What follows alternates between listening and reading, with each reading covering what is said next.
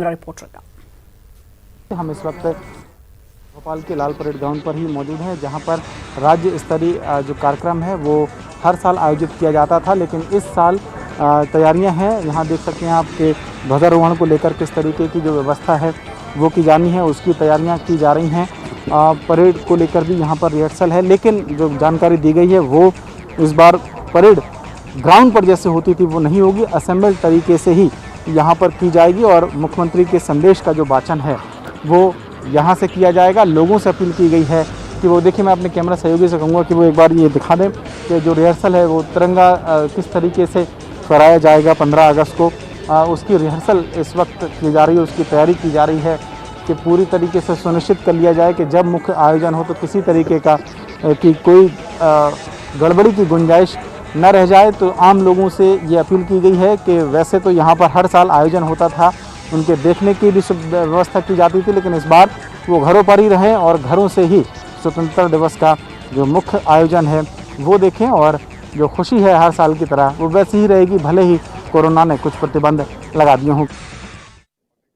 PCC chief Kamal Nath की राम भक्ति के बाद कृष्ण भक्ति पर भाजपा ने निशाना साधा है। गृह मंत्री नरोत्तम मिश्रा ने निशाना साधते हुए कहा कि ये वो लोग हैं जो हालात देखकर बाजार सजाते हैं। श्री राम मंदिर के शिलान्यास के दिन जब पीसीसी चीफ कमलनाथ के निवास पर राम दरबार सजा था, उस दिन हनुमान चालीसा का पाठ किया गया था और पीसीसी चीफ कमलनाथ राममय नजर आए थे। और अब जन्माष्टमी के अवसर पर पीसीसी चीफ कमलनाथ अब कृष्ण भक्ति में रंगे हुए नजर आ रहे हैं, यानी अब वो राम भक्ति के बाद कृष्णमय नजर आ रहे हैं।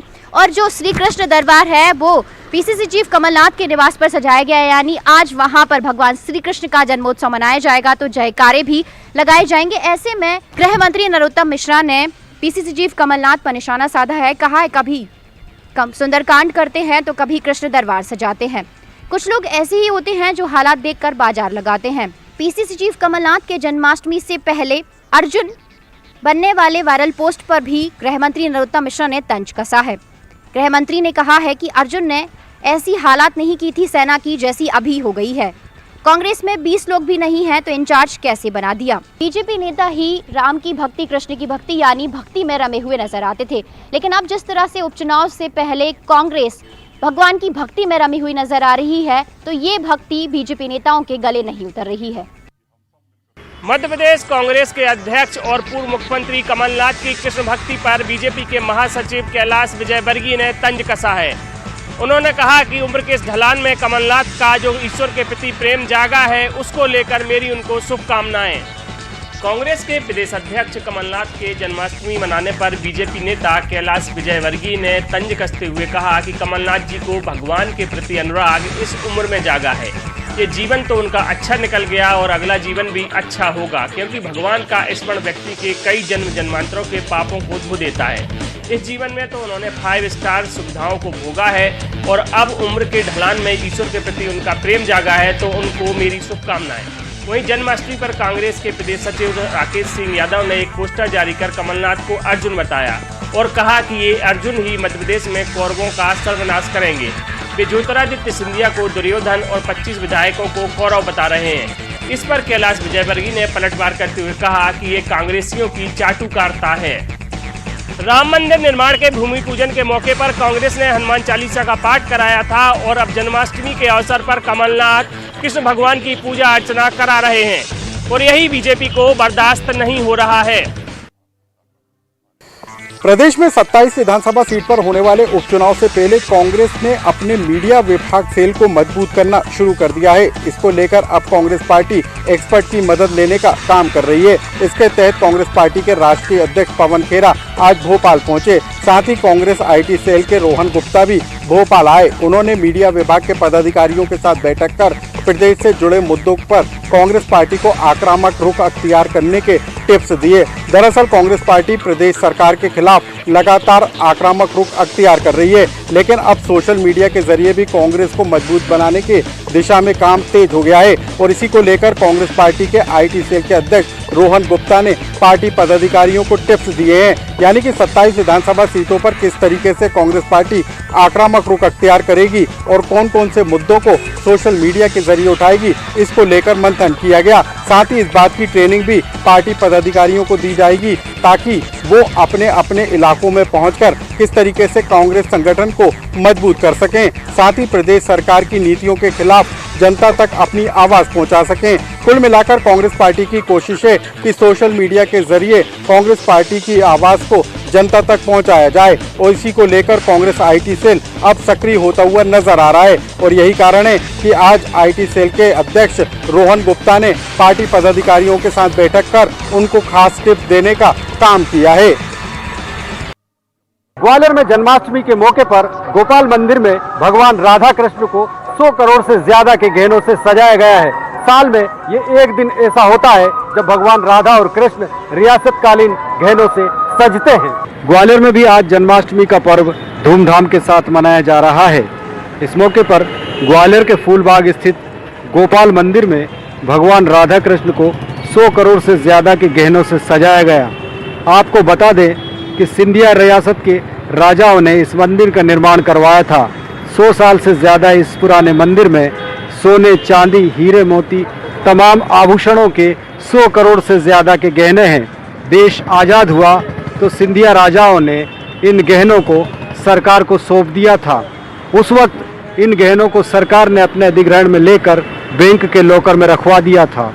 साल 2007 में यहाँ नगर निगम द्वारा इन जेवरातों को मंदिर में साल में एक दिन श्रृंगार करने के लिए अनुमति ली गई और साल 2007 से ही जन्माष्टमी के दिन 24 घंटे के लिए भगवान राधा कृष्ण को इन रियासतकालीन 100 करोड़ से ज़्यादा के गहनों से सजाया जाता है और 24 घंटे तक भक्त यहाँ दर्शन के लिए आते हैं। इस बार कोरोना काल के चलते मंदिर में भक्तों के सीधे प्रवेश पर प्रतिबंध लगा हुआ है, लेकिन नगर निगम की फेसबुक पेज के जरिए भक्तों को मंदिर में भगवान राधा कृष्ण के इस सजीले स्वरूप के दर्शन करने का मौका मिल रहा है। हालांकि आज जन्माष्टमी के मौके पर कोरोना काल के चलते भक्तों को मंदिर में सीधे दर्शन नहीं हो पा रहे हैं, लेकिन नगर निगम की फेसबुक पेज के जरिए भगवान के दर्शन भक्तों को मिल रहे हैं।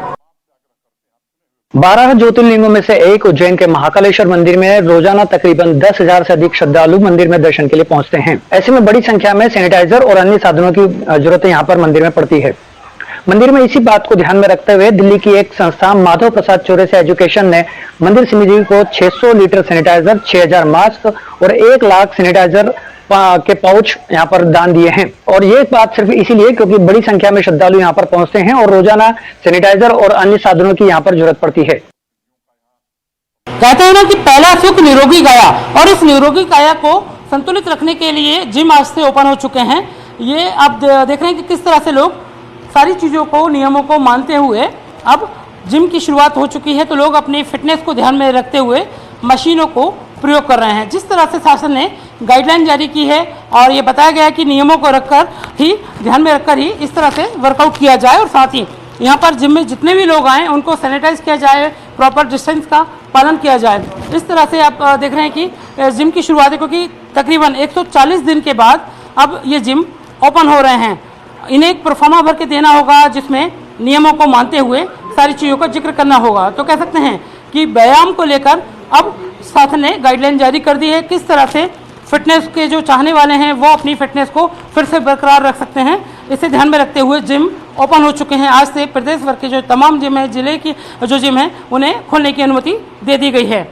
तो लोग काफ़ी लंबा इंतजार कर रहे थे। अब योगा सेंटर और जिम भी ओपन हो चुके हैं। राजधानी भोपाल की अगर बात करें तो तकरीबन 150 से ज़्यादा जिम भोपाल शहर में है और इतने 30 से ज़्यादा योगा सेंटर भोपाल में हैं। इन सभी को शासन के जो नियम है उनका पालन करना होगा, अन्यथा 15 दिन के लिए जिम बंद भी हो सकते हैं। बीते एक सप्ताह से जबलपुर में हो रही बारिश के चलते मां नर्मदा के तट अधिकांश तौर पर डूब चुके हैं। संस्कार धनी जबलपुर में नर्मदा नदी के गौरीघाट स्थित मां नर्मदा का मंदिर अब पूरी तरह से डूबने की कगार पर है। बीते एक सप्ताह से जिले में हो रही बारिश, खासकर कैचमेंट एरिया में जारी बारिश के बाद नर्मदा नदी का जलस्तर काफी तेजी से बढ़ा है, जिसके चलते नदी के बीचों बीच बना मां नर्मदा का यह प्राचीन मंदिर कुछ रोज में ही नदी के पानी में समा सकता है। आपको बता दें कि आज सुबह से अभी तक 4.2 mm बारिश हो चुकी है। वहीं जिले में अब तक 520.1 मिलीमीटर बारिश दर्ज की जा चुकी है, जबकि बीते वर्ष की यदि बात की जाए तो यह आंकड़ा 680.4 मिलीमीटर पार कर चुका था। फिलहाल मौसम विभाग का मानना है कि आने वाले दिनों में भी सिस्टम के दबाव के साथ बारिश का दौर जारी रहेगा। बारिश के लिहाज से सावन तो सूना बीत गया, लेकिन भादों में जो बादल हैं वो जमकर बरस रहे हैं। उम्मीद है कि आने वाले दिनों में बरगी डैम के गेट भी जलभराव के चलते खुल सकते हैं। अलियाजपुर जिले में कोरोना वायरस धीरे धीरे अब अपना असर दिखाना शुरू कर दिया है और इसका सबसे बड़ा हमला अलियाजपुर की जिला जेल में हुआ है, जहां पर एक साथ 24 पॉजिटिव मरीज पाए गए हैं, जिनमें 23 मरीज कैदी हैं और 1 मरीज जेल प्रहरी। स्वास्थ्य विभाग का अंदेशा है कि खरगोन और बड़वानी से जिन कैदियों को लाया गया था उन्हीं से यह संक्रमण फैला है। फिलहाल स्वास्थ्य विभाग ने अलीराजपुर की जिला जेल में ही स्पेशल बैरक बनाकर सभी मरीजों का इलाज शुरू कर दिया है। वहीं पर जो अलीराजपुर जिला जेल है उन्हें अतिरिक्त डॉक्टर और पैरामेडिकल स्टाफ मुहैया करवाया गया है। अब देखना ये होगा कि अलीराजपुर जिले में कोरोना वायरस अब आगे और क्या असर दिखाता है। कोरोना संक्रमण की वजह से इस बार मंदिरों में सालों पुरानी परंपराएं टूटी है और इसी कड़ी में रायपुर के जैतू साव मठ में भगवान को जो विशेष भोग लगाया जाता है वो श्रद्धालुओं में वितरित नहीं किया जाएगा। हर साल यहां पर श्रद्धालुओं को मालपुए का विशेष व्यंजन भोग के तौर पर बांटा जाता था और पिछले 200 सालों से ये परंपरा चल रही थी, लेकिन इस बार कोरोना संक्रमण की वजह से मालपुए के प्रसाद का वितरण नहीं किया जाएगा। हर साल 11 क्विंटल का प्रसाद यहाँ पर बनाया जाता था और श्रद्धालुओं में वितरित किया जाता था, लेकिन इस बार ये प्रसाद तैयार नहीं किया गया है। हालांकि जन्माष्टमी का जो उत्सव है वो बिल्कुल यहाँ पर मनाया जाएगा, लेकिन सोशल डिस्टेंसिंग का भी पूरी तरह से पालन किया जाएगा और रात में 12 बजे भगवान श्री कृष्ण की आरती होगी और साथ ही साथ विशेष पूजा के तौर पर जितने भी पंडित हैं वो यहाँ पर भगवान की विशेष पूजा करेंगे। भगवान का विशेष श्रृंगार भी यहाँ पर किया गया है और जन्माष्टमी का उत्सव उसी उत्साह के साथ मनेगा, लेकिन इस बार कोरोना संक्रमण की वजह से भक्तों और भगवान के बीच की दूरी यहाँ पर दिखाई देगी। छत्तीसगढ़ पुलिस विभाग के लिए खबर है। इस खबर के तहत जिस तरह से निकल के सामने ये आया है कि अब जो वीसी के माध्यम से डीजीपी सीधे पुलिस परिवार और पुलिस के जो शिकायतें होंगी वो सीधे संपर्क करके उनसे सुनवाई करेंगे। इस पूरे मामले की शुरुआत 15 अगस्त से डीजीपी करेंगे और पुलिस विभाग के लिए एक बड़ी खबर ये है कि जिस तरह जो समस्याएं होती हैं पुलिस विभाग के अंदरूनी विभाग के अंदर, उनकी समस्याओं को सीधे डीजीपी सुनेंगे। इसके अलावा जो डीजीपी जो परिवार जो होता है पुलिस परिवार, उनकी समस्याएं क्या हैं उनसे भी सीधे बातचीत करेंगे और उनसे भी बातचीत करके उनकी समस्याओं को हल करेंगे। और इसके अलावा एक नंबर भी, व्हाट्सएप नंबर भी जारी किया जाएगा जिस पे सीधे डीजीपी के पास में वो नंबर रहेगा। डीजीपी उसमें जिस तरह से जो शिकायत पुलिस विभाग के अंदरूनी उनके परिवार की या पुलिस विभाग के जो आला अधिकारी होते हैं या उनके समकक्ष जो अधिकारी होते हैं, कर्मचारी होते हैं, उनकी समस्याओं को सुनकर हल करेंगे। अब 15 अगस्त को इसकी शुरुआत होगी, तो देखना यह होगा कि जिस तरह से नई तरीके से छत्तीसगढ़ पुलिस विभाग ये शुरुआत कर रहा है, इसकी सफलता कहां तक मिलती है।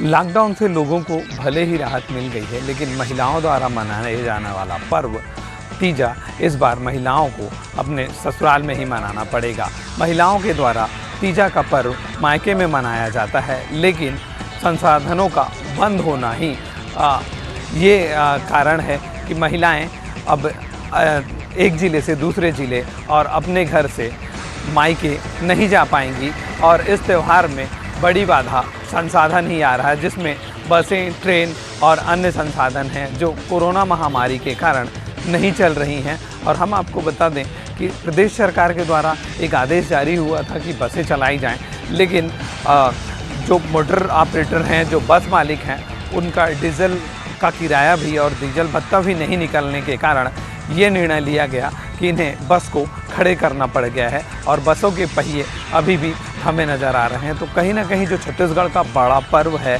जिसमें महिलाएं बढ़ चढ़ कर हिस्सा लेती हैं और इस त्यौहार को एक उत्साह के साथ मनाया जाता है, तो ये तीजा का जो पर्व है वो भी कहीं ना कहीं कोरोना की भोर चढ़ गया है। मुंगेली जिले के लोरमी थाने में पदस्थ 2 पुलिसकर्मियों के कोरोना पॉजिटिव पाए जाने के बाद मुंगेली पुलिस महकमे में हड़कंप की स्थिति है। मैं बता दूं कि लोरमी थाने में पदस्थ एक एसआई और एक आरक्षक कोरोना पॉजिटिव पाए गए हैं। ये लोरमी पुलिस टीम के साथ आंध्र प्रदेश के विजयवाड़ा गए हुए थे, जहां से ये आरोपियों की गिरफ्तारी करके लाए हैं और उसके बाद इनका कोरोना जांच कराया गया था, जिसमें ये कोरोना पॉजिटिव पाए गए हैं। इसके बाद से लोरमी थाने को सील कर दिया गया है और लोरमी थाने में पूरी तरह तालेबंदी कर दी गई है और यहाँ जितने भी स्टाफ हैं सबको क्वारंटाइन कर दिया गया है। इसके साथ साथ लोरमी थाने की सभी गतिविधियों को दूसरी जगह शिफ्ट कर दिया गया और दूसरे जगह से अब लोरमी थाने की सभी गतिविधियां संचालित की जा रही हैं। इसके साथ साथ ही जो कोरोना पॉजिटिव जो 2 पुलिसकर्मी हैं, इन्हें मुंगेली कोविड-19 हॉस्पिटल में उपचार के लिए भर्ती कराया गया है। भारत में डिजिटल जेंडर डिवाइड के खात्मे के लिए रिलायंस फाउंडेशन की चेयरपर्सन नीता अंबानी ने United state agency for international development यानी USAID के साथ हाथ मिलाया है।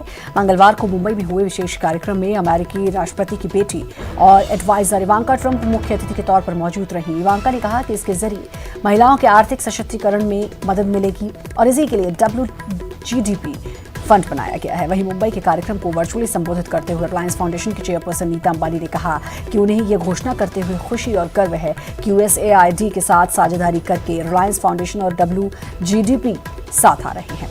इस साझेदारी के जरिए महिलाओं को व्यापार से जोड़ने और बढ़ावा देने में मदद लेंगी।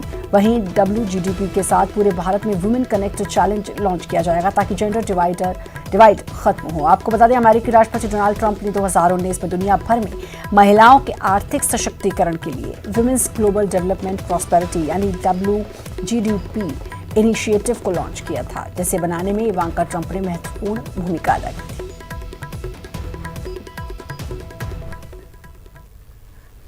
छत्तीसगढ़ विधानसभा अध्यक्ष चरणदास महंत ने भी श्री कृष्ण जन्माष्टमी को लेकर प्रदेशवासियों को बधाई दी। उन्होंने कहा कि श्री कृष्ण ने प्रेम करुणा के साथ जीना सिखाया और गीता जैसे ग्रंथ देकर पूरे विश्व को जीवन से जीने का तरीका सिखाया।